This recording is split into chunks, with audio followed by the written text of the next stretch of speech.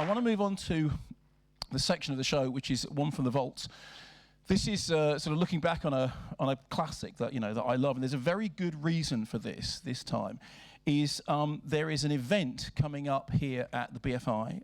It's coming up at the end of the month, and it's basically a day of activity which is themed around shock treatment and the Rocky Horror Show, the Rocky Horror Picture Show. Now, Shock Treatment is one of these films that I've been passionate about for ages and ages. Shock Treatment it came after the Rocky Horror Picture Show, and it was described as, Richard O'Brien said, it's not a sequel, it's not a prequel, it's an equal, and that was how he kind of sold it. And I love it. It's a really, really great piece of work. But there is this big day event coming up, and there's some anniversaries coming up as well.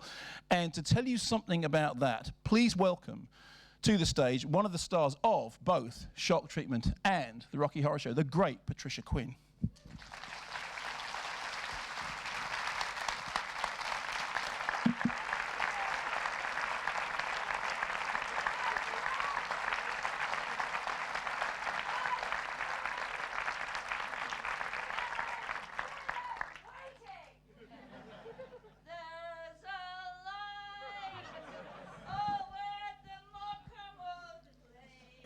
This is the strangest moment of my life. Ladies and gentlemen, Patricia Quinn.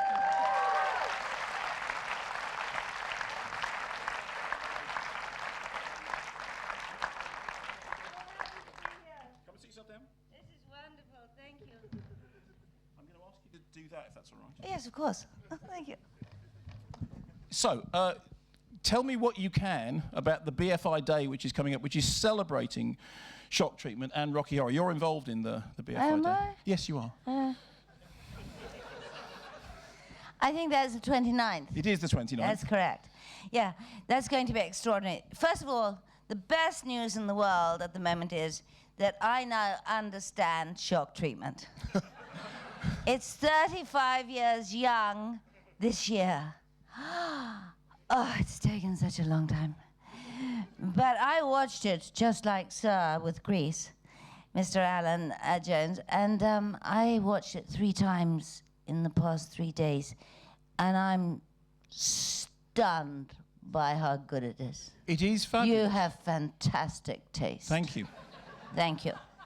Okay, so that's it. So this is 35th birthday, Shocky, and then Rocky is 40 last year.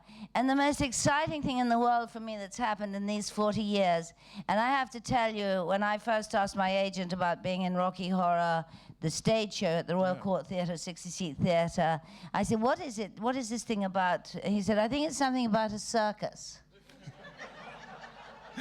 But he wasn't wrong, because I've been in this circus ever since.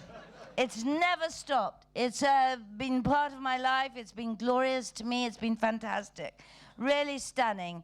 And last year, the thing that made me tingle, and not everything makes me do that, but the thing that really did it was, I know we're the biggest cult film in the world. I said cult film in the world.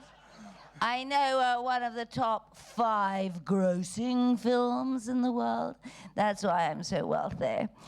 And the best thing in the world is we have now made cinema history.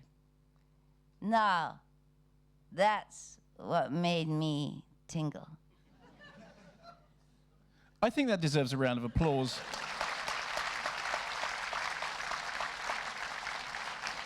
And the reason this has made history is because it's the only film ever in the history of film, and people said, what about Gone with the Wind? And I said, it went. But we never left the cinema. See, Is that the amazing? longest running film of all time. The longest running film of all time, never been out of cinema. History. Isn't that wonderful? It's fantastic. It is. And like, I've been in all of them. I've been in all those cinemas, okay? And I went to the cinema in Mexico, Milan. I was promoting the DVD for Fox. They sent me around the world, blah, blah, blah. And I had this amazing time because in Milan they have the Cinema Mexico devoted to Rocky Horror. Stunning. They have it in Paris. They have others in Munich. Blah blah blah blah. And the Cinema Mexico. And then I went to join the stage show in Milan, and I'm in my chauffeur-driven car and going to the stage show at the National Theatre of Milan. And I used to say, I feel a bit like Maria Callas. I just drop in like a diva, sing my aria, science fiction, get a bouquet, take a bow, and leave. That's the truth. I can do that anywhere in the world. That's why I'm talking about the circus.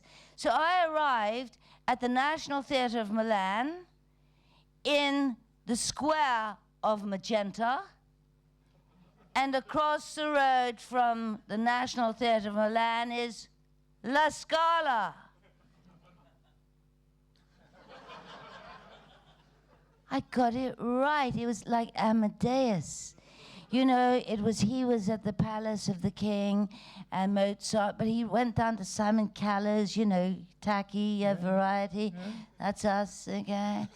So I went in, sang science fiction, got my bouquet, and said, thanks, Maria Callas. I want to show a clip from Shock Treatment, and I've had a long conversation with Richard O'Brien about this, about how it started as a sequel to Rocky Horror, and it started. You can't believe anything he says. Okay, fine. So, but it ends up as this kind of extraordinary work, which actually does end up predicting the rise of reality television. It's all about, you know, an entire... Beyond belief extraordinary. Yeah. Because Barry Humphries in the makeup room said to me, do you know what this is about? And I said, no. And we were in it. Okay, and he's not funny, he's quite a bright guy. Yes. But it was so ahead of our time. It was ahead of all time. And I just want to say very quickly that when the Truman Show came out, James Carey, okay, the Truman Show, born inside a soap opera, okay, and Richard O'Brien phoned me up and said, they stole my bloody plot. I want to show the best song from Shock Treatment, which is the Lullaby, which is, you know, done in one shot, which everybody features, but obviously starts with you. And we're going to show this because this is my favourite song. Is that okay? I feel like asking your permission. Quite all right. Fine, yeah. good, great. Best song from Shock Treatment. Here we go.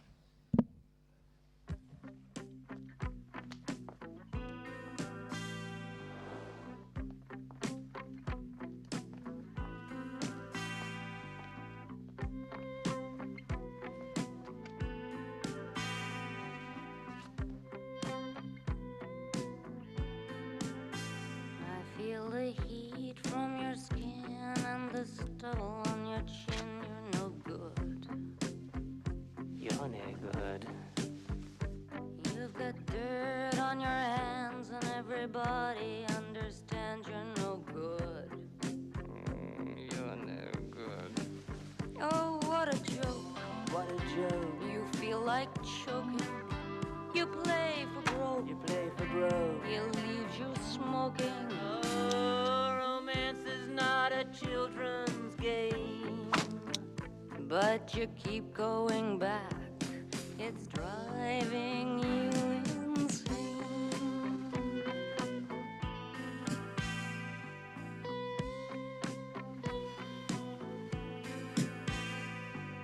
Drifting to the treacle deep, slip into its silent depths. With your everything akimbo, float into the Sandman's limbo. Night, night. It's time for nightmares. It's been a great day. Thanks a heap. Now it's time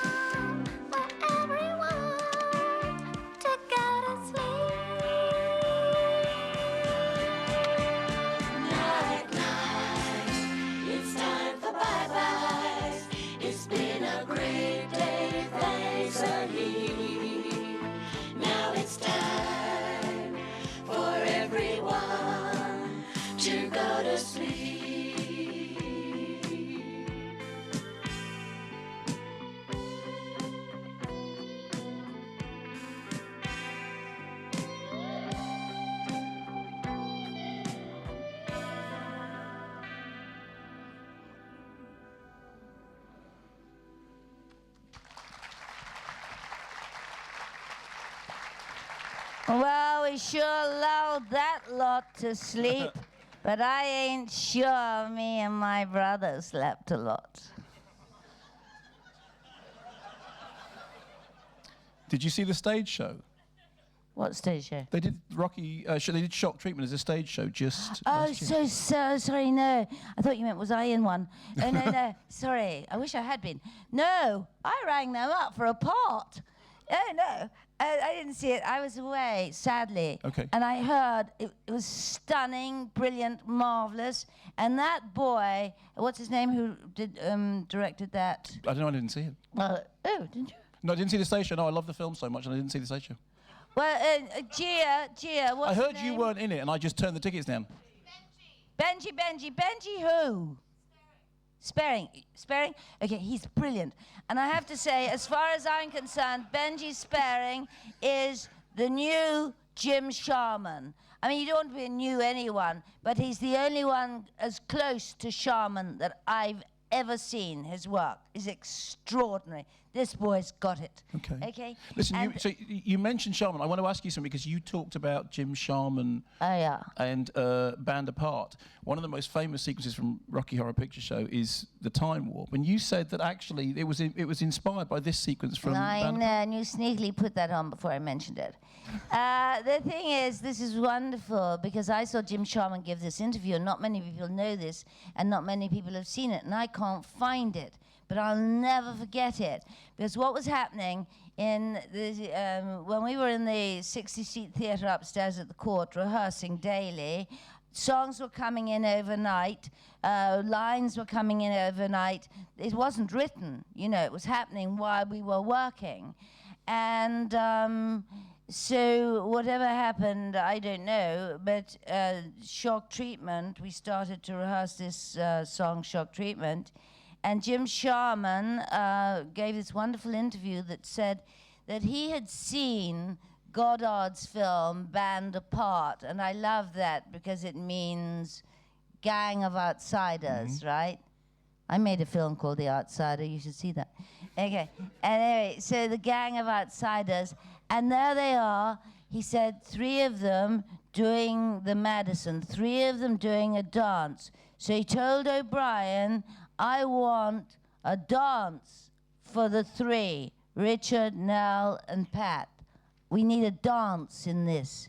But what's brilliant, if you could hear the sound of this, there's only a girl singing, and this is the Madison. And I used to do the Madison in the 60s in Soho in clubs. I mean, it's quite good, because it is a bit Rocky Horror, because it is, a bit of it's very controlled. Do you know what I mean? The steps. So anyway, there they are doing the Madison, and he said, that's what I want for the show. But what was brilliant about our song, it told you how to do it. And I have met so many people who have never seen, never heard of, know nothing of Rocky Horror, but they all know the Time Warp. Isn't that extraordinary? I have to say, as somebody who's seen, I went to see Rocky Horror when I was a teenager, and then I did the thing about going to Baker Street and dressing. I was in a very, very bad version of it once, in which I played Brad, because it was the role that required the particular skills that I had, which was looking a bit rubbish in a vest. Oh, that's rubbish. Brad's an excellent part and has when to I be did it. played. Oh. Yes, no, but you didn't miss anything there. But here's what we're going to do. We're going to finish the evening off with a musical number, which you've just been talking about. But before I sort of send you back to your seat to watch the thing, I want you to just tell people. Are you going to send me back to my seat? Well, it's gone time. Okay. No, but before you go. Okay. So what can people expect at the BFI Day, which I know you're thrilled about? I am thrilled. No, it's going to be the longest day. It really is. No. But what's brilliant from this film, not that film, I'm sick to death of that film. I mean, from Shock Treatment, I got so into it. With Oscar drilling the bits and Sunita's coming. And then the other girl, I went for an interview and it turned out, she said, hello, Pat. And I said, hello. And she was the casting director. I recollect she didn't give me the bloody job, actually. So when I see her on the 29th, I'll box her ears. Okay, right. So now I've got really into it, you know, and I understand that Jessica Harper's got a voice to die for.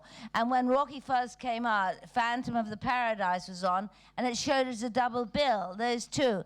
And I took from my neighborhood, because there was no age limit on these things, so I took a group from my neighborhood, my son Quinn, who was brought up on the set of Rocky Horror at the age of 5, and I take a bunch of them, 8-year-olds, about 10 of them, and put them all in front of Phantom of the Paradise and the Rocky Horror Picture Show at the Bloomsbury Cinema.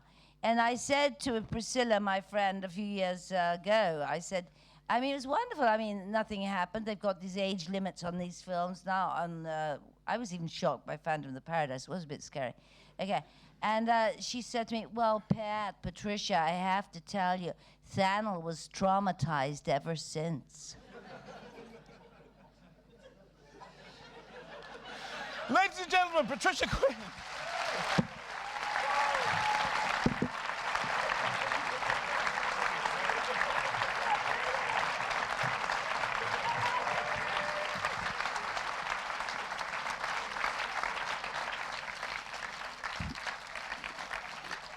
You know what's going to happen?